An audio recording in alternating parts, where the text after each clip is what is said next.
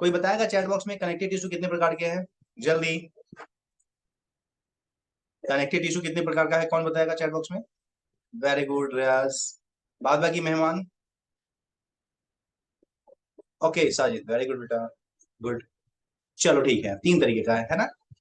पहला जो था उसको हम लोग क्या बोलते थे, कोई बताएगा? फर्स्ट वाला जो हमारा था उसको क्या बोलते थे हम लोग, कनेक्टिव टिश्यू क्या? कोई तो बता दो भाई। हाँ, जैसा मैट्रिक्स सॉफ्ट था उसको क्या बोलते थे, मैं पूछ रहा हूँ। सबसे लास्ट वाला तो था स्पेशलाइज कनेक्टिव टिश्यू, है ना। दूसरा जो था वो था डेंस कनेक्टिव टिश्यू, है ना। और पहला जो तो हमारा वो था, वेरी गुड बेटा, लूज कनेक्टिव टिश्यू ना। हम लोग डिस्कस कर रहे थे कनेक्टिव टिश्यू कोई भी हो उसके तीन कंपोनेंट होते हैं। पहला कंपोनेंट होता है उसका सेल, उसके बाद जो कंपोनेंट होते हैं वो कौन से होते हैं बेटा, मैट्रिक्स, है ना। और उसमें बहुत सारे फाइबर्स भी होते हैं, है ना बेटा। इसमें बहुत सारे फाइबर्स भी होते हैं। ये इसके तीन कंपोनेंट होते हैं, कोई भी सेल हो उसके तीन कंपोनेंट होगी। फिर बेटा हम लोग डिस्कस कर रहे थे उसके बाद कि ये जो लूज कनेक्टिव टिश्यू है वो बहुत सारे तरीके का है। कौन कौन सा है, तो दो का एग्जांपल मैंने यहाँ पे लिखा है। पहला तो हमारा एग्जांपल था वो था एरियोलर कनेक्टिव टिश्यू, है ना, एरियोलर कनेक्टिव टिश्यू। और जो दूसरा था that one was adipose connective tissue ना।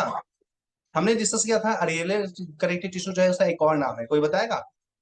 एडियोलर कनेक्टिव टिश्यू का दूसरा नाम क्या है बेटा, कोई चैट ऑफ में बताएगा क्या? वेरी गुड रियाज। इसका एक दूसरा नाम है बेटा, क्या नाम है इसका, जल्दी बताओ। ओके, इसको हम लोग कनेक्टिव टिश्यू प्रॉपर के नाम से भी डिस्कस कर रहे थे, है यार। हाँ, इसको हम लोग कनेक्टिव टिश्यू प्रॉपर भी बोलते थे ना। और क्यों बोलते थे कनेक्टिव टिश्यू प्रॉपर, पता है ना आप लोगों को? हम लोग इसको कनेक्टिव टिश्यू प्रॉपर इसलिए बोलते थे क्योंकि जनरली एक कनेक्टिव टिश्यू में जितने कंपोनेंट होने चाहिए ना, वो सारे कंपोनेंट यहाँ पे प्रेजेंट होते हैं, ठीक है ना। क्योंकि बेटा इसमें सारी चीज प्रेजेंट होते हैं इसलिए इसको हम लोग बोलते हैं कनेक्टिव टिश्यू प्रॉपर, ठीक है ना। तो फिर कहानी हम लोग यहाँ से डिस्कस कर रहे थे कि सारे कनेक्ट चीजें इसमें प्रेजेंट होती है, मतलब सारे सेल्स होते होंगे, सारे प्रकार के मैट्रिक्स के कंपोनेंट होंगे इसमें, और सारे प्रकार के फाइबर भी होंगे। तो कौन कौन से सेल्स होते हैं, कौन कौन से फाइबर्स होते हैं, थोड़ा सा इसके बारे में हम लोग डिटेलिंग कर रहे थे ना। और जब इसको डिटेल में हम लोग डिस्कस करने की कोशिश कर रहे थे तो हमने देखा इसमें बहुत सारे सॉरी, बहुत सारे सेल्स हैं, जैसे फाइब्रोब्लास्ट, है ना। उसके अलावा अगर हम लोग देखेंगे तो लिम्फोसाइट, है ना। उसके अलावा देखिए हम लोग मस्ट सेल ना, मस्ट सेल, प्लाज्मा सेल ना, ऐसे बहुत सारे सेल्स इसमें प्रेजेंट हैं। जबकि फाइबर्स में बात करेंगे तो तीन प्रकार का फाइबर हमने बताया है। एक तो हमने बताया white fibre tissue, white fibre, ठीक है ना। एक तो हमारा था उसको हम लोग बोलते थे येलो फाइबर, और जो तीसरा है उसको हम लोग बोलते हैं रेटिक्यूलेट फाइबर, ठीक है ना। तो सबको डिटेल में डिस्कस करेंगे बेटा। सबसे पहले सेल को डिस्कस करते हैं, उसके बाद हम लोग फाइबर को डिस्कस करेंगे। मैट्रिक्स जो है ना उतना इंपॉर्टेंट अपने लेवल पे नहीं है। मैट्रिक्स का मतलब क्या, वो जो लिक्विड होता है जिसमें डूबा हुआ है, जो फ्लूइड है जिसमें डूबा हुआ है, उसी को मैट्रिक्स बोलेंगे, और क्या, ठीक है ना। तो चलिए जी सबको हम लोग एक एक करके डिस्कस कर लेते हैं, इसको मिटाते हैं। ओके, हम लोग सबसे पहले सेल की बात करते हैं, that one is fibroblast cell. Okay बेटा, हाँ एडिपोज बुरा बाकी है रियाज, अभी हम लोग तो प्रॉपर कनेक्टिव टिश्यू कंपोनेंट अभी पढ़ रहे हैं, अभी एडिपोज पे आए कहाँ है, ठीक है ना। चलिए जी सबसे पहले सेल के बारे में हम लोग बात कर लेते हैं, which one is known as fibroblast. Okay, अच्छा 26 27 का भी पीडीएफ नहीं आया है, क्या हो रहा है, मैं डेली गड़बड़ कर रहा हूँ। 26 27, एक मिनट में नोट कर लेता हूँ। 25 का तो आया है ना।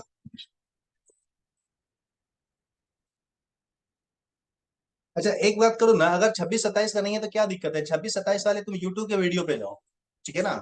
26 27 के यूट्यूब के वीडियो पे जाओ और वहां से स्क्रीनशॉट लेकर के जमा कर लो, ठीक है ना। यूट्यूब वीडियो पे जाओ और स्क्रीनशॉट लो, वहां से कर लो, ठीक है। मैं देखता हूँ अगर मेरे पास होगा, सेव होगा तो मैं कर लूंगा, ठीक है ना। आप लोग यूट्यूब के वीडियो से जाकर के स्क्रीनशॉट ले लीजिए। चलिए हम लोग डिस्कस कर लेते हैं बेटा आज फाइब्रोब्लास्ट के बारे में। ओके, वेरी गुड रियाज, गुड। अब देखता हूँ मेरे पास सेव होगा तो मैं भेज दूंगा, ध्यान दो। चलो इसके बारे में कुछ कुछ हम लोग बातें कर लेते हैं, ठीक है ना। जैसे अगर फाइब्रोब्लास्ट के बारे में हम लोग बात करेंगे, इसके नाम के बारे में बात करें, ठीक है ना, तो नाम के क्या क्या मतलब है थोड़ा डिस्कस करें। देखो यहाँ पे एक वर्ड लिखा हुआ है ब्लास्ट। बायोलॉजी में ब्लास्ट का मतलब फटना नहीं होता है, बायोलॉजी में ब्लास्ट का मतलब होता है मदर, मम्मी को बोलते हैं ब्लास्ट, ठीक है ना।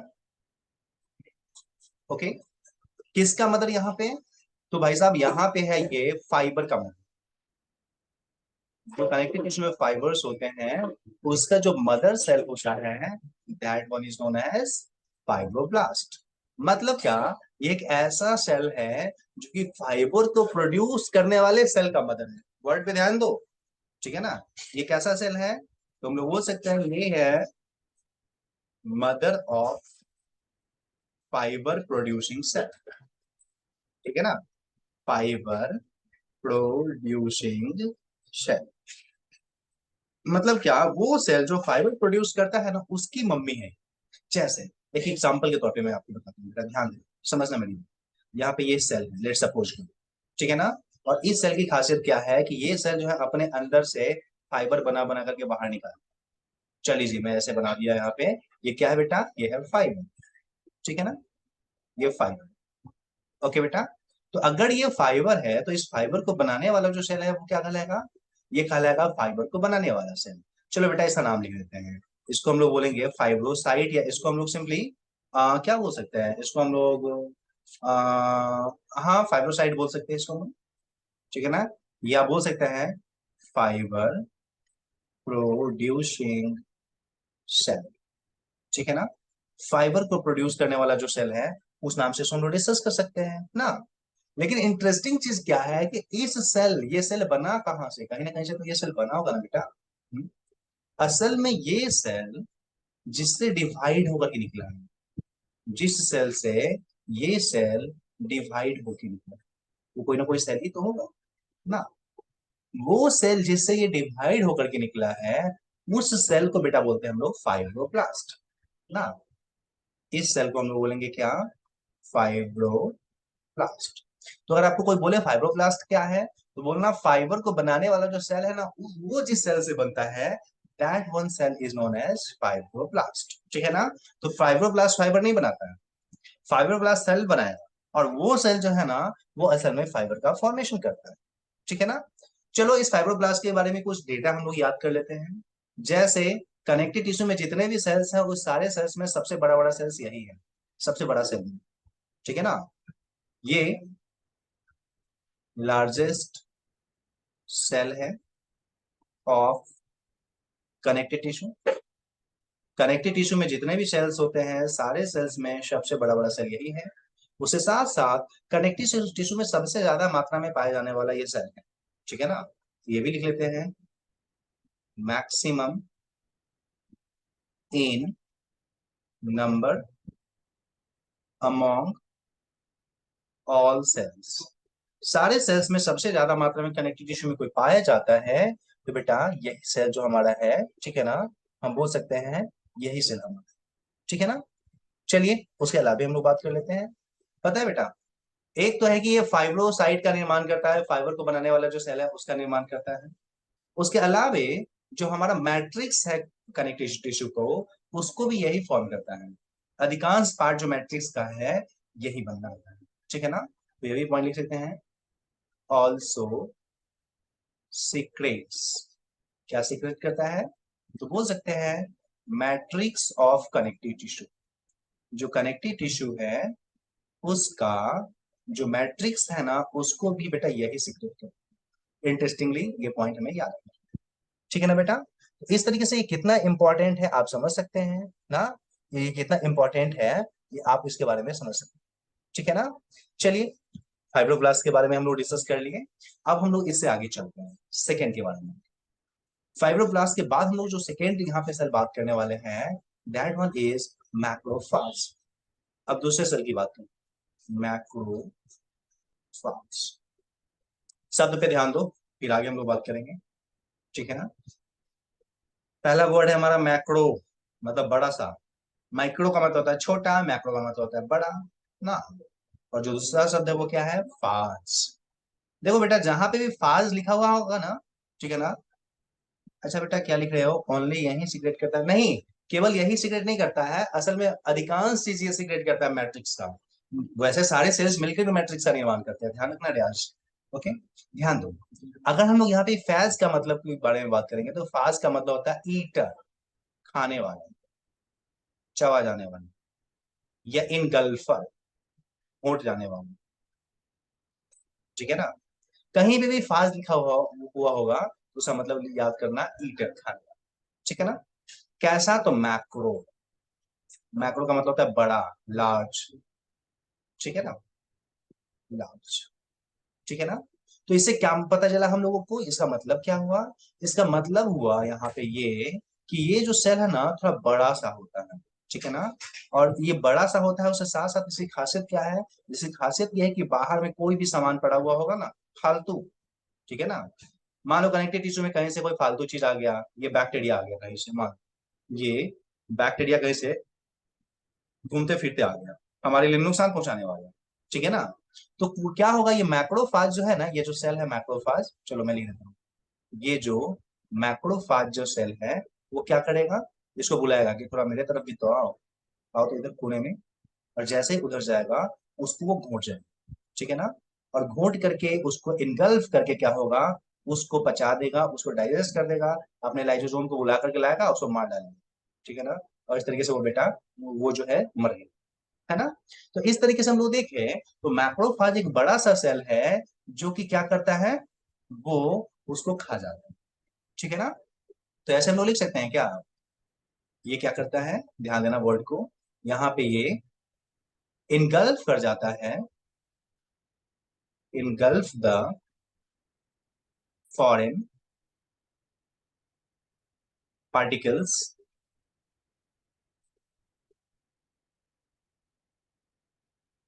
और दूसरा है लार्ज इन सेफ है, ये लार्ज इन साइज, ठीक है ना। चूंकि साइज में बड़ा है इसीलिए इसको हम लोग बोलते हैं मैक्रो, और चूंकि खा जाता है इसीलिए इसको हम लोग बोलते हैं एनगल्फर या फास्ट के नाम से डिस्कस करते हैं, ठीक है बेटा। तो ये हमारा है माइक्रोफास्ट, मैक्रोफास्ट। पूरे कनेक्टिव टिश्यू में इसकी खासियत यही है कि आपके कनेक्टिव टिश्यू में मान लीजिए आपका ब्लड है, आपके ब्लड में भटकते भटकते कहीं से कोई बैक्टीरिया चला गया, कोई वायरस चला गया, तो यही माइक्रोफास्ट को देखता है, चिल्लाता है कि अरे ये कहाँ से आ गया, चलो इसको मारो, ठीक है ना। और जैसे ही इसको मारने का निर्देश दिया जाता है, ये जाकर उसको फूट ही जाता है, खत्म ही कर, ठीक है बेटा। तो बहुत इंपॉर्टेंट है ये हमारा, ठीक है ना। उसके अलावे अगर हाँ, चूंकि ये कचरा को साफ करता है, ठीक है ना, इनगल्फ करता है फॉरेन पार्टिकल को, इसी कारण से इसको एक और नाम दिया गया है, हेंस। और क्या बोला गया है इसको, इसको ऑल्सो कॉल्ड कहा गया है स्कैवेंजर सेल, SCAVENGER। स्कैवेंजर का मतलब होता है भक्षी ना, भक्षी जैसे ये गीध वगैरह नहीं होती, चील वगैरह कचरा को खा जाती है, वैसे ही आपके सेल के अंदर में कहीं से कोई कचरा घुस गया है, कोई वायरस घुस गया है आपके अंदर में, आपके सेल मर गए हैं, कोई गंदा चीज वहां पे जमा है, तो उसको पचा करके खत्म करता है, इसलिए इसको हम लोग स्कैवेंजर सेल के भी नाम से डिस्कस करते हैं। हम लोगों को ये चीज याद रखना पड़ेगा, ओके बेटा। चलो, इसके बारे में कुछ और भी चीजें हैं लेकिन वो चीजें आपको समझ में अभी नहीं आने वाली हैं, इसलिए मैं नहीं बताऊंगा। जैसे ये हमारा असल में मैक्रोफाज जो होता है ना, वो WBC है एक प्रकार का। कौन सा WBC, तो WBC में एक प्रकार होता है बेटा हमारा, उसका नाम है मोनोसाइट, असल में ये मोनोसाइट का मॉडिफिकेशन है, लेकिन आपको समझ में नहीं आएगा इसलिए मैं उसको बताता नहीं हूँ, ठीक है ना। मैं एक पॉइंट केवल लिख देता हूँ, ठीक है ना। है क्या ये, तो ये स्टार पॉइंट में लिखता हूँ, आप इसको याद कर लेना, आने वाले समय में डिस्कस करेंगे, ठीक है ना। इट इज, या लिख देते हैं मैक्रोफाजिस, मैक्रोफाजिस, मैक्रोफाज इज अ मॉडिफाइड, क्या, तो अ मॉडिफाइड मोनोसाइट, मोनोसाइट। अगर याद रख सको तो ये पॉइंट याद रखना, ये एक मॉडिफाइड मोनोसाइट का एग्जाम्पल, ओके बेटा। तो हाँ, मोनोसाइट WBC का एक एग्जाम्पल होता है बेटा, ओके। तो चलो बेटा ठीक है, ये हमारा रहा फाइब्रोब्लास्ट और मैक्रोफाज के बारे में। आप लोग चैट बॉक्स में मुझे बताइए समझ में आया, और जो नहीं आया उसके बारे में भी बताइए, फिर आगे अपन डिस्कस करेंगे। जल्दी सारे लोग, जो भी क्लास में एक्टिव हो सारे लोग बोलना, बाद बाकी जो अभी सिरहाने के बगल में रख करके सुन रहे हो उसकी तो बात ही नहीं कर रहा मैं, वो तो जीवन भर सिरहाने के बगल में रख के सोएगा। जल्दी है चैट बॉक्स में जो भी क्लास में हो सारे लोग बता दो। ओके राजन, ओके बेटा, गुड। हाँ रियाज क्या बोले हो, मैं सुन रहा हूँ, बोलो। ओके बेटा, गुड। तो दो सेल हम लोग यहाँ पे डिस्कस कर लिए, ठीक है ना। चलिए जी, अब हम लोग तीसरे सेल की बात करते हैं, ठीक है ना। तीसरा सेल जो हमारा है that one is mast cell. Okay, mast. Sure. बेटा ये भी बहुत इंपॉर्टेंट सेल है, चलो जी पहले इसको अपन बॉक्स में डाल दें, ठीक है। ध्यान देना। हाँ बिल्कुल रियाज, ये सेल को प्रोटेक्ट करता है, हमारे बॉडी को प्रोटेक्ट करता है, समझ रहे हो। हमारे अंदर में कोई दुश्मन सेल घुस गया है, कोई बैक्टीरिया घुस गया है, कोई वायरस घुस गया है, उसको मारेगा मैक्रोफाज, तो प्रोटेक्ट ही तो कर रहा है बेटा, बिल्कुल कर रहा है। चलो मस्ट सेल के बारे में बात करते हैं। मस्ट सेल की सबसे पहली खासियत तो ये है कि अमीबा के जैसा है, ठीक है बेटा। तो पहला पॉइंट हम लोग बोलेंगे ये एमीबॉइड सेल। ओके, अमीबा के जैसा है इसलिए एमीबॉइड सेल हम लोग इसको बोल सकते हैं, ठीक है ना। और इंटरेस्टिंगली इसके अंदर में न्यूक्लियस तुम देखोगे ना, तो न्यूक्लियस लगेगा जैसे एस लिखा हुआ, एस शेप में इसका न्यूक्लियस होता है, ठीक है ना। तो बोल सकते हैं इसका न्यूक्लियस जो होगा वो एस के शेप का, एस शेप्ड न्यूक्लियस इसका होता है, इसकी पहचान है मस्ट सेल का, ठीक है ना। उसके अलावे अगर हम लोग देखेंगे ना, ठीक है ना, तो बेटा इसके साइटोप्लाज्म में कुछ विशेष प्रकार के दानेदार संरचना होती है। हाँ बिल्कुल, क्या आप सही बोल रहे हो बेटा। इसके साइटोप्लाज्म में दानेदार संरचना होती है जिसको ग्रैन्यूल्स बोलते हैं, ध्यान देना। इसके साइटोप्लाज्म में दानेदार संरचना होती है जिसको हम लोग ग्रैन्यूल्स बोलते हैं। लिख भी सकते हैं या छोड़ भी सकते हैं, चलो मैं लिख देता हूं, ठीक है ना। साइटोप्लाज्म कंटेन्स ग्रैन्यूल्स, ठीक है ना। साइटोप्लाज्म में ग्रैन्यूल्स होते हैं, ये पॉइंट अपन मेंशन कर सकते हैं इसके बारे में, ठीक है ना। और बेटा ये जो ग्रैन्यूल्स होता है ना बड़ा ही काम का है।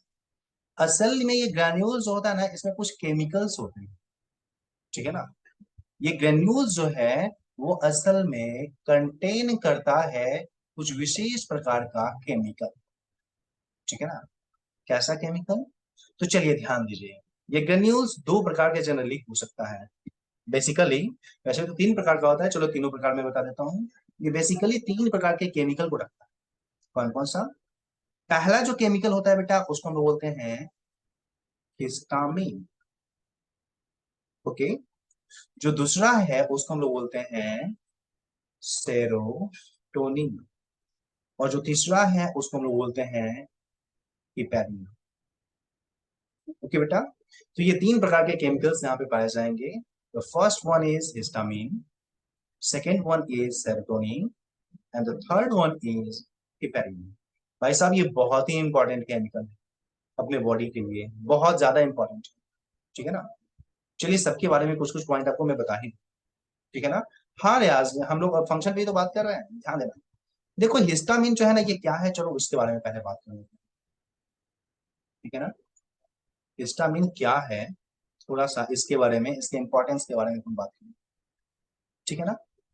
असल में हिस्टामिन अगर हम लोग इसके केमिकल नेचर के बारे में बात करेंगे, ठीक है ना, तो ये हमारा 5 हाइड्रोक्सी ट्रिप्टामाइन इसको हम लोग बोलते हैं, हालांकि लिखने की जरूरत नहीं है, ठीक है ना। असल में ये जो है ना अमाइनो एसिड का बना हुआ होता है, इसको बोल सकते हैं ये amino acid derivative, amino acid जो होता है उससे बनने वाला केमिकल है, एमिनो एसिड डेरिवेटिव, ठीक है ना। दूसरी खासियत इसके बारे में क्या है, ठीक है ना, कि असल में ये हिस्टामिन जो है ना इसको हम लोग बोलते हैं वैसोडाइलेटर। It is vasodilator. इसका मतलब क्या हुआ, केवल यही वर्ड याद रखोगे तुम्हारा काम चल जाएगा, और कुछ याद रखने की जरूरत नहीं है। हिस्टामिन जैसे ही कोई बोले तुम बोल देना वैसोडाइलेटर, जैसे ही कोई हिस्टामिन बोले आप बोलोगे वैसोडाइलेटर, ठीक है ना। वैसोडाइलेटर क्या है, वैसोडाइलेटर वर्ड पे ध्यान दो। वैसो, वैसो का मतलब क्या हुआ, ब्लड वेसल्स, ठीक है ना। इसको हम लोग बोलते हैं ब्लड वेसल्स, ठीक है ना। डायलेटर मतलब फैलाने वाला, क्या करने वाला, फैलाने वाला। असल में होता क्या है, जैसे मान लो ये रामलाल है, ठीक है ना, रामाधार है ये, रामाधार गया खेलने के लिए, और जैसे ही खेल रहा था बेचारा, क्या हुआ है, बॉल जो है ना एकदम कस के लगा इसके पेट पे, ठीक है ना। और जैसे ही रामाधार के पेट पे चोट लगेगा, क्या होगा, उसके पेट के पास में बहुत, ये पेट है उसका, उसके पेट के पास में बहुत सारे सेल्स मर जाएंगे, है ना, बहुत सारे सेल उसके मर जाएंगे।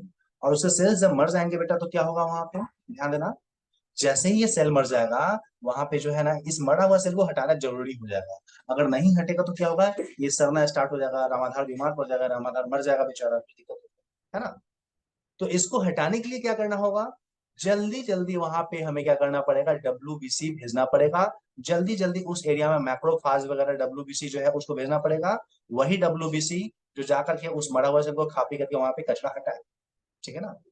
तो मान लीजिए अभी तो उसके पेट में ब्लड का सप्लाई कम था, नॉर्मल था, लेकिन जो उसे, चूंकि उसके पेट में जो है अब ब्लड की सप्लाई ज्यादा चाहिए ताकि डब्ल्यूबीसी उतर उतर के जाए वहां पे कचरा साफ करे, तो जरूरी है कि यहाँ पे ब्लड का फ्लो ज्यादा हो जाए ना। तो बेटा यहाँ पे ब्लड का फ्लो कैसे ज्यादा होगा, यहीं पे मैकेनिज्म आता है हिस्टामिन का। जैसे ही मान लीजिए आपके बॉडी के जिस एरिया का सेल डैमेज होगा ना, वहां के कनेक्टिव टिश्यू का जो मस्ट सेल जो है ना, वो क्या करेगा, उसके आसपास में हिस्टामिन सीक्रेट करेगा। और जैसे ही हिस्टामिन सीक्रेट करेगा ना, उस आस पास का जो ब्लड वेसल था जो एकदम नॉर्मल था, वो फैलने लगेगा, ठीक है ना। और तुम ही बताओ, इतना पतला सा नली था, एक नली को फैला करके इतना बड़ा, इतना मोटा कर दिए, इधर ब्लड ज्यादा आएगा ना जी, हाँ, ब्लड का फ्लो वहां पे ज्यादा हो जाएगा। और ब्लड का ज्यादा फ्लो हो जाएगा तो क्या होगा, वहां से डब्ल्यूबीसी आसानी से उतर करके जाएगा, जो मरा हुआ सेल है उसको खा पी करके वहां पे साफ सफाई करेगा। या मान लीजिए कोई बाहर से बैक्टीरिया आ गया है, ठीक है ना, तो उसको मार डालेगा ना। तो इस तरीके से यहाँ पे क्या होगा, हिस्टामिन के कारण उस एरिया में सूजन हो जाएगा। नहीं बोलते फूल गया है, चोट लगा है तो फूल गया, सूजन हो गया है, तो सूजन होना जरूरी है बेटा। सूजन होने का मतलब ये है कि वहां पे साफ सफाई का काम चल रहा है। कोई दूध थप्पड़ मारा, तुम्हारे गाल में बहुत सारा सेल मर गया, ठीक है ना, तो उस मरा हुआ सेल को हटाना जरूरी है ना, घर में रखना सही नहीं होगा।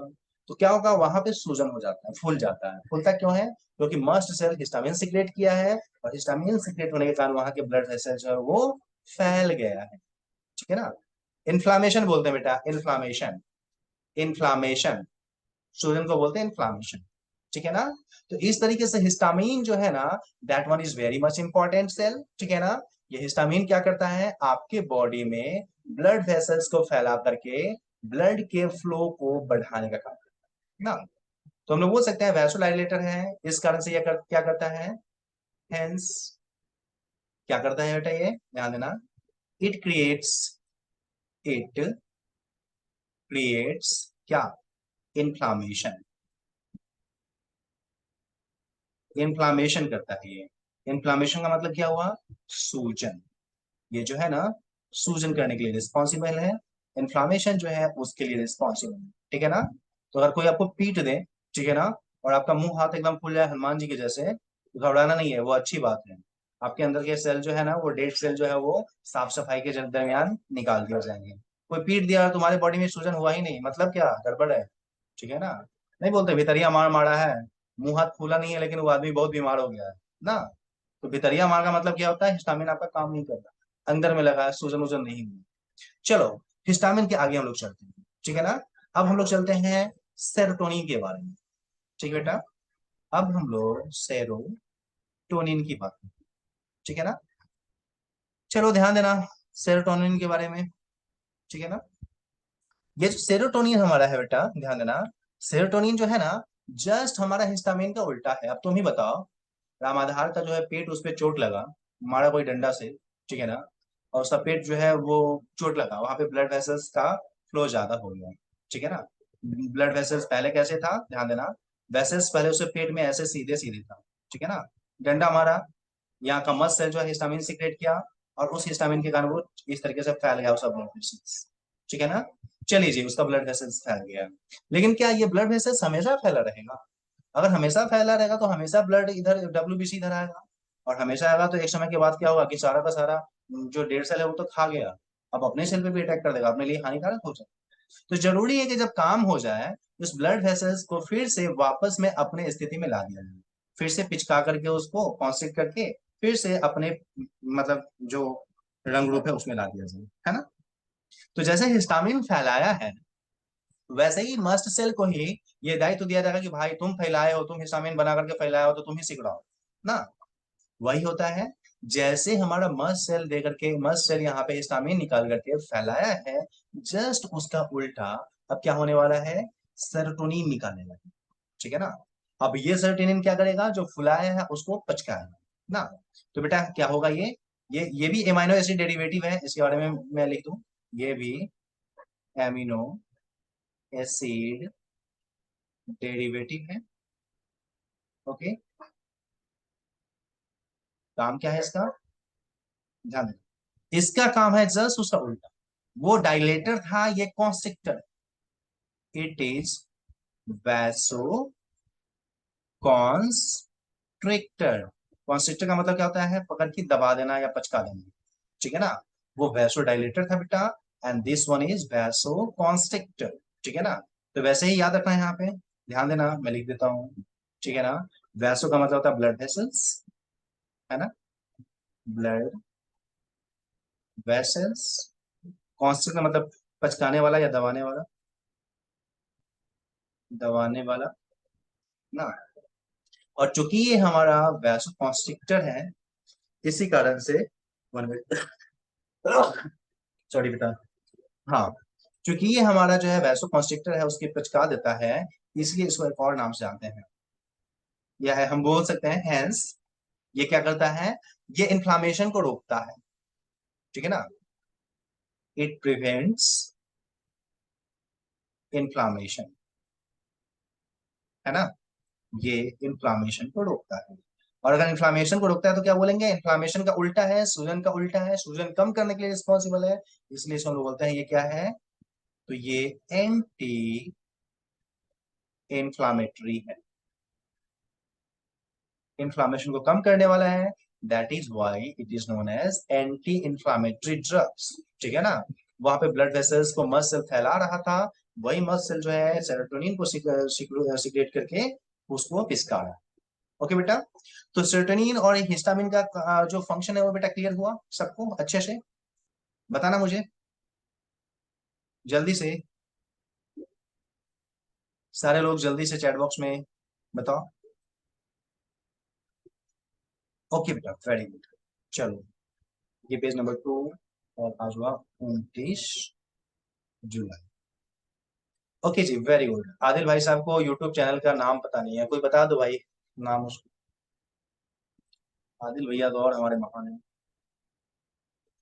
मैं नाम लिखना आ जाएगा वहां पे। और राहुल सर तुम लोग को वीडियो नहीं भेजते हैं क्या, नाम पूछ रहे हो, राहुल सर वीडियो तो भेजते ही होंगे। चलो ओके बेटा, जल्दी से हम लोग डिस्कनेक्ट कर रहे हैं, फिर से सेम लिंक पे क्लिक करके जल्दी ज्वाइन करना है आपको। ओके, जल्दी से सेम लिंक पे क्लिक करके क्लास में आओ, फिर आगे डिस्कस करते हैं। अच्छा, आदिल नया स्टूडेंट है, ओके ओके, चलो ज्वाइन करो फिर बात करते हैं। हाँ? ओके बेटा, तो हम लोग डिस्कस कर रहे थे अभी मस्ट सेल के द्वारा सिक्रेट किया जाने वाला केमिकल। मस्ट सेल जो हमारा है कौन कौन सा चीज से निकाल रहा था, ध्यान दो। मस्ट सेल जो निकाल रहा था उसमें पहला था हिस्टामिन, ठीक है ना, हम लोग डिस्कस कर चुके। उसके बाद सेकेंड वाला जो था वो था हमारा सेरोटोनिन। अब जो तीसरा केमिकल निकालता है उसके बारे में बात करें। ओके, तीसरा जो केमिकल बेटा निकालता है that one is known as heparin. ये भी बहुत इंपॉर्टेंट केमिकल, हिपेरिन बहुत इंपॉर्टेंट केमिकल है। चलिए जी इसके बारे में बात करें। पता है, अभी जो हम लोग डिस्कस कर रहे थे कि हमारा जो ब्लड है, ध्यान दो, हमारा जो ब्लड है, ये ब्लड वेसल्स, इस ब्लड वेसल से ब्लड बाहर निकला। बेटा ब्लड वेसल से बाहर अगर निकला ब्लड हमारा तो बहुत ज्यादा संभावना है वो जम जाएगा। हाथ करता है थोड़ा भी तो उंगली करती है तो ब्लड निकलना स्टार्ट होता है, वो जम जाता है ना। उसके जमने की प्रक्रिया को हम बोलते हैं कॉगुलेशन, कॉगुलेशन थक्का बन जाना, ठीक है ना। इंटरेस्टिंगली देखो ना, हमारे जब तक वो धमनी में हमारे ब्लड वेसल्स में रहता है वो नहीं जमता, ठीक है ना, और बाहर निकाल देते हैं तो वो जम जाता है, ठीक है ना। तो हमारे ब्लड वेसल्स में आखिरकार क्या ऐसा केमिकल ब्लड में रखा हुआ है कि वो नहीं जमता, वो तो छोड़ दो, हमारे ब्लड वेसल से आगे ठीक है ना। अगर मान लो ये ब्लड वेसल्स हैं, उसे निकल करके हमारे टिश्यू में ब्लड चला गया, वहां पे भी नहीं जमता है जनरली। तो आखिरकार यहाँ पे ऐसा क्या केमिकल है जो ब्लड को नहीं जमने देता है? अगर उसकी बात करेंगे ना, तो उसके जगह पे हम लोग यहाँ पे डिस्कस करेंगे हिपेरिन सेल के बारे में। ठीक है ना। ये हिपेरिन जो कि सीक्रेट होता है, जनरली सीक्रेट होता है बाय मस्ट सेल। ओके। काम क्या है, क्या है इसका? बेटा इसका काम है, ठीक है ना, ये इन्वॉल्व्ड है किस चीज में?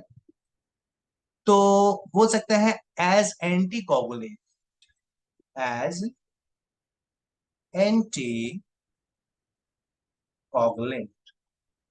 एंटी कोगुलेंट का मतलब क्या होता है? तुम शब्द पे ध्यान दो, अपने आप चीजें क्लियर होंगी। एंटी का मतलब होता है उल्टा, कोगुलेंट का मतलब होता है ब्लड का जमना। ठीक है ना। ब्लड के जमने की प्रक्रिया को ये रोकने वाला। ठीक है ना। एंटी मतलब होता है अपोजिट या अगेंस्ट, अगेंस्ट उल्टा किसका? तो कोगुलेशन। कोगुलेशन का मतलब क्या होता है? थक्का बनना, ब्लड जो है ना उसका थक्का जो बनना होता है वो। ठीक है ना। तो ब्लड के जमने की प्रक्रिया को रोकने वाला जो है वह एंटीकोगुलेंट। ठीक है ना। तो बेटा इस तरीके से मस्ट सेल क्या करता है, सीक्रेट करता है हिपेरिन को, और वो हिपेरिन क्या करता है, ब्लड के जमने की प्रक्रिया को रोकता है, ब्लड को जमने नहीं देता। ठीक है ना। तो मस्ट सेल हमारे लिए कैसे इंपॉर्टेंट है बेटा, सबको ये चीज क्लियर हुआ? हाँ या ना? जल्दी चैट बॉक्स में बताना, मस्ट सेल कैसे इंपॉर्टेंट है अपने लिए बेटा, ये क्लियर? जल्दी लिखो सारे लोग। Okay, very good. चलो ठीक है। तो हम लोगों को ये पता चल गया कि किस तरीके से ये हमारे लिए इंपॉर्टेंट है। ओके बेटा। चलिए जी, अब हम लोग इससे आगे बात करते हैं। हम लोग 3 सेल डिस्कस कर चुके हैं, ठीक है ना। अब हम लोग चौथे सेल पे चलते हैं। ब्लड बाहर से निकलता है और उसके पीछे जमने का जो रीजन है वो कुछ और है रियाज बेटा। हम लोग डिस्कस करेंगे चैप्टर 18 में, अभी उसको रहने देते हैं।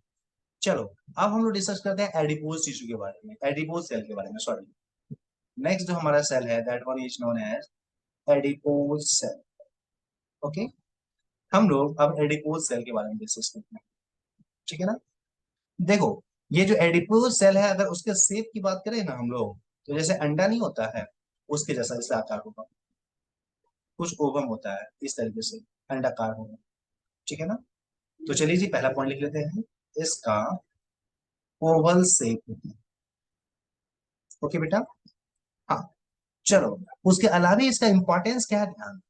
अगर हम लोग इस सेल की बात करेंगे तो इसकी खासियत क्या है कि इसका न्यूक्लियस कहीं कोने में पड़ा हुआ होगा। ठीक है ना। और इसके पूरे सेल में, इंटायर सेल में तुम देखोगे तो असल में फैट भरा हुआ होता है। पूरे सेल में फैट भरा हुआ होता है, लगता है कि पूरा का पूरा सेल फैट से ही भरा हुआ है। ठीक है ना। फैट जो होता है उससे भरा हुआ है यहाँ पे। ठीक है ना। तो इस तरीके से हम लोग बोल सकते हैं कि फैट ग्लोब्यूल्स इसमें स्टोर होता है। ठीक है ना। फैट ग्लोब्यूल्स स्टोर्ड होता है इसके सेल में। ठीक है ना। एडिपोज सेल जो है उसका मेन काम क्या होता है? इसका मेन काम होता है फैट को जमा करके रखना। ठीक है ना। तो इस तरीके से हम लोग बोल सकते हैं कि एडिपोज टिश्यू हमारा फैट स्टोरिंग सेल है। ठीक है ना। एडिपोज सेल जो हमारा है वो हमारा फैट स्टोरिंग सेल। ठीक है ना। इंटरेस्टिंगली अगर हम लोग देखेंगे तो पता है एडिपोज सेल जो हमारा है, जिसको हम लोग एडिपोसाइट भी बोलते हैं, ठीक है ना, ये 2 प्रकार का है। मैं यही भी लिखता हूँ। ठीक है ना। एडिपोज सेल, जिसको हम लोग प्यार से बोलने वाले हैं एडिपोसाइट, आपके एनसीईआरटी में लिखा हुआ है एडिपोसाइट। अगर हम लोग इस एडिपोसाइट की बात करेंगे तो जनरली इसको हम लोग on the basis of its fat globule, fat इसमें कैसे हैं उसके आधार पर 2 ग्रुप में डिवाइड किया गया है। ठीक है ना। कौन कौन सा? पहला जो है उसको नाम दिया गया है मोनोलोक्यूलर, ओके, एडिपोसाइट, एडिपोसाइट। ओके बेटा। जबकि दूसरा वाला जो है ना उसको, उसका उल्टा नाम दिया गया है मल्टीलोकुलर, मल्टी लोक्यूलर एडिपोसाइट। ओके बेटा। तो यहाँ पे 2 प्रकार का हमारा एडिपोसाइट है। The first one is monolocular adipocyte and the second one is multilocular adipocyte. ठीक है ना बेटा? चलो जी, दोनों के बारे में थोड़ा थोड़ा सा हम लोग डिस्कस कर लिया, हालांकि एनसीईआरटी में नहीं दिया हुआ है, मैं थोड़ा सा एक्स्ट्रा आपको बता। ठीक है ना? अगर हम लोग मोनोलोकुलर की बात करेंगे, तो बेटा इसके बारे में खास बात क्या है, ध्यान। हालांकि इसका स्ट्रक्चर हम लोगों ने ऑलरेडी बना रखा है, फिर भी दोबारा बना। इसमें क्या कहानी है, देखो ये मोनोलोकुलर हमारा हो गया। चलो इसके साथ साथ हम लोग मल्टीलोकुलर भी बना ही लेते हैं, साथ साथ कंपेयर कर लेंगे। दोनों सेल में हमारा फैट जमा होगा। डिफरेंस क्या है, मोनोलोकुलर जो होती है ना, उसमें फैट जो होते हैं ना, सारे के सारे सारे जो है ना एक साथ होते हैं, इस प्रकार से। मोनो का होता था सिंगल, एक ही जमावड़ा में सारे के सारे फैट यहाँ पे जमा मिलेंगे। ठीक है ना? Large and central fat globules यहाँ होते हैं, large and central fat globules होंगे। फैट जो है ना बड़ा सा और बीच में इस तरीके से होगा। देखिए इसमें देखोगे ना तो इस तरीके से स्कैटर्ड होता है, एक साथ फैट ग्लोब्यूल नहीं होते। क्योंकि इसमें हमारा एक साथ है इसलिए मोनो बोलते हैं, शब्द पे ध्यान देना बेटा। क्योंकि यहाँ पे एक साथ होता है इसलिए मोनो बोलते हैं, क्योंकि यहाँ पे बहुत सारे अलग अलग होते हैं इसलिए मल्टी। ठीक है ना? मोनोलोकुलर और मल्टीलेकुलर, इसको इसी आधार पर। ठीक है बेटा? उसके अलावा अगर हम लोग देखेंगे तो और कोई इंटरेस्टिंग यहाँ पे मतलब कि मतलब इम्पोर्टेंट नहीं है। एक चीज और जो तुम याद रख सकते हो यहाँ पे, ठीक है ना, तुम देखोगे क्या, ये जो हमारा है ना, ठीक है ना, ये इसमें जो फैट जो होता है ना, ये फैट जनरली इसको हम बोलते हैं व्हाइट फैट। इसमें जो जमा होगा, ठीक है ना, याद रखना, इसमें जो फैट जमा होता है that one is white fat. इसमें जो भरा हुआ फैट आपको मिलेगा बेटा, उसको हम लोग व्हाइट फैट के नाम से डिस्कस कर सकते हैं। जबकि मल्टी लोकुलर में जो फैट होता है ना बेटा, नाम ऐसा याद रखना, मैं पूछूंगा। ठीक है ना? इसमें जो फैट जमा होता है वो व्हाइट ना होकर के वो होता है ब्राउन फैट। ठीक है ना? Brown fat. और पता है तुमको, बच्चे के लिए जो माँ के गर्भ के अंदर में होता है या बच्चा जो पैदा होता है, उसके लिए ब्राउन फैट बहुत इंपॉर्टेंट होता है। कभी हम लोग डिस्कस करेंगे इसके बारे में। ठीक है ना? तो एडिपोसाइट मतलब क्या, फैट को जमा करने वाला सेल। दो प्रकार का, मोनोलोकुलर एडिपोसाइट और मल्टीलोकुलर एडिपोसाइट। मोनोलोकुलर सेल में देखेंगे तो एक जगह पे सब जमा है, जबकि मल्टीलोकुलर पे फैला हुआ है। मोनोलोकुलर में जो फैट भरा हुआ होता है that one is white fat, जबकि मल्टीलोकुलर में जो होता है उसको हम लोग क्या बोलते हैं, ब्राउन फैट। ठीक है ना? तो बेटा यहां तक क्लियर है चीजें? हाँ या ना? जल्दी चैट बॉक्स में मुझे बताओ। ओके, मुझे ये बता दो ये पेज नंबर कितना होगा, जल्दी चैट बॉक्स में मुझे पेज नंबर बता दो। Page number. ओके बेटा, वेरी गुड। तो ये पेज नंबर 3 है, 3 होगा ऐसा। ओके, ये पेज नंबर 3 है, 29 जुलाई। Okay, good. चलो, हम लोग एडिपोसाइट के बारे में भी या एडिपोज टिश्यू के बारे में भी डिस्कस कर चुके हैं, और फटाफट दो और है उसके बारे में भी अपन डिस्कस करके निपटाते हैं। ठीक है ना? अगला वाला जो सेल है बेटा that one is lymphocyte. Okay, fifth number जो है उसको हम लोग बोलते हैं लिम्फोसाइट। नाम से तो क्लियर लग ही रहा होगा, लिम्फ, लिम्फ को बनाने वाला जो सेल है उसी को लिम्फोसाइट बोलेंगे, या लिम्फेटिक वेसल्स में पाया जाता है वो हमारा है। ठीक है ना? लिम्फोसाइट के बारे में क्या बोले, कैसा भी सेल बना दो ना, इस तरीके का सेल है जनरली। ठीक है ना? और ये जो हमारा है लिम्फोसाइट, अगर हम लोग इसके बारे में बात करेंगे, ठीक है ना, तो इसका काम थोड़ा क्या है वो मैं बता देता हूँ। ठीक है ना? असल में लिम्फोसाइट का जो काम है, फंक्शन केवल याद रखना, ज्यादा कुछ याद रखने की जरूरत नहीं है। इसका जो फंक्शन है वो है क्या करना, तो असल में ये जो है ना एंटीबॉडी को बनाता है।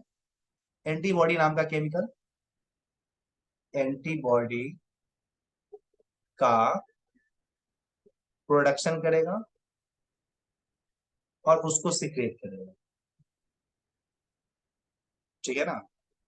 और एंटीबॉडी क्या है बेटा, उसके बारे में तो आप बहुत अच्छे से कोरोना वाले में समय में सुने होंगे, एंटीबॉडी चढ़ाना जल्दी ठीक हो जाता है ना।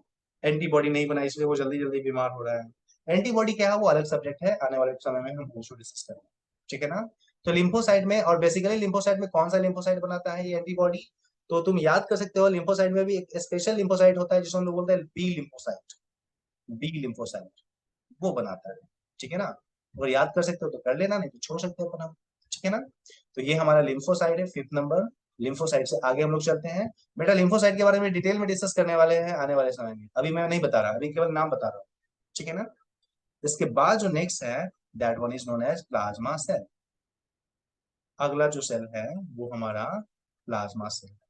ओके बेटा, इस प्लाज्मा को हम लोग स्पेशल नाम से जानते हैं, कौन नाम से जानते हैं, इसको हम लोग also called cartwheel cell. Cartwheel cell के भी नाम से डिस्कस करें। कार्ट का मतलब होता है पहिया, किसका पहिया, तो जो बैलगाड़ी था ना, बैलगाड़ी को हम लोग कार्ट बोलते हैं, ठीक है ना। और व्हील का मतलब होता है पहिया ना, मतलब बैलगाड़ी के पहिया का जैसा इसमें कुछ होता होगा। कार्ट का मतलब हो गया बैलगाड़ी, बैलगाड़ी, ठीक है ना।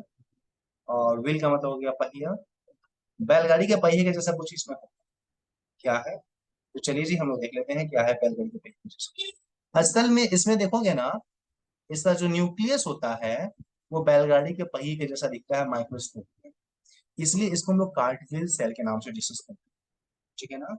जिसका न्यूक्लियस होता है वो बैलगाड़ी के पहिए के जैसा दिखता है, इसलिए इसको हम लोग कार्टविल के नाम से डिस्कस करते हैं, ठीक है ना। अब ये है क्या, देखो ये प्लाज्मा सेल कुछ और नहीं है, लिम्फोसाइट ही है, ठीक है ना। कुछ लिम्फोसाइट ही स्पेशल हो जाता है ना, तो उसको हम लोग प्लाज्मा सेल के नाम से डिस्कस करते हैं, ठीक है ना। तो चलिए जी मैं इस पॉइंट को मैं लिख देता हूं, ये कुछ और नहीं, स्पेशल मॉडिफाइड लिम्फोसाइट है, ठीक है ना। तो हम लोग बोल सकते हैं ये स्पेशलाइज्ड लिम्फोसाइट है, जिसका काम होता है किसी प्रॉपर एंटीबॉडी का फॉर्मेशन करना, ठीक है ना। अगर हम लोग इसके फंक्शन के बारे में बात करेंगे, तो किसी विशेष प्रकार के एंटीबॉडी का फॉर्मेशन करना, उसको सिक्रेट करना, इसका काम, ठीक है ना। तो बोल सकते हैं स्पेशल एंटीबॉडी, किसी विशेष प्रकार का, अब नहीं है ऐसा नहीं कि जनरल कोई भी एंटीबॉडी बना देगा, special, special antibody formation, okay, special antibody formation and secretion, ठीक है ना। ये इसका काम होता है, ओके बेटा। तो ये हमारा प्लाज्मा सेल था, हमने जनरली एक कनेक्टिव टिश्यू में जितने प्रकार के सेल्स हो सकते हैं, लगभग सारे प्रकार के सेल्स के बारे में हमने यहाँ पे डिस्कस कर लिया। अगले क्लास में बेटा हम लोग फाइबर डिस्कस करेंगे, और फिर हम लोग वापस अपने टॉपिक पे आ जाए, ठीक है ना। तो अभी तक सबको सब क्लियर है ना, सब कुछ, हाँ या ना, चैट बॉक्स में सबको क्लियर है ना। ओके, ओके बेटा, चलो अभी मैं भेजता हूँ, जस्ट क्लास एंड होने के बाद मैं भेज दे रहा हूँ। ओके, चलिए जी ठीक है, तो आज इतना ही, नेक्स्ट क्लास में से आगे डिस्कस करेंगे कल की क्लास में, ओके। चलिए आप लोग आराम कीजिए, आप लोग आज थके हुए भी हैं, कल मिलते हैं, ओके। और जिसका छूटा हुआ है यूट्यूब पे जाकर के वहां से स्क्रीनशॉट लेना और उसको नोट्स में लिखना। चलो ठीक है, कल मिलते हैं, okay, good night, good night Zainab, good night.